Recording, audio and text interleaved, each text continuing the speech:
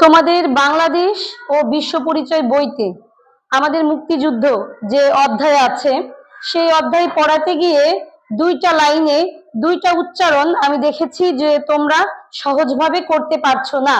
সেই দুইটা শব্দের উচ্চারণ আমরা এখন শেখার চেষ্টা করব, ঠিক আছে?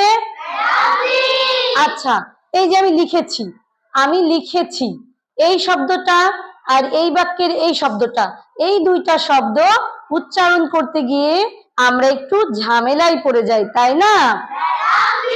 আচ্ছা, বাক্য দুটি আমি এখন বললাম না, আগে শব্দ দুইটির উচ্চারণ আমরা দেখি।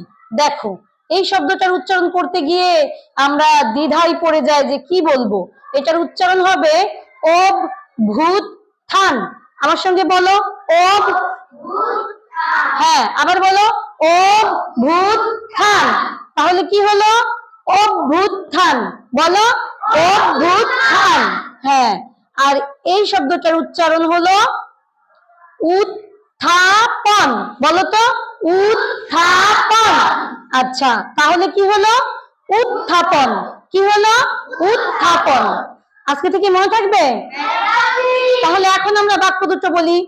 ৬৯-এর গণ অভ্যুত্থান। বলো তো, ৬৯-এর গণ অভ্যুত্থান। আর ৬ দফা দাবি কখন উত্থাপন করা হয়েছিল?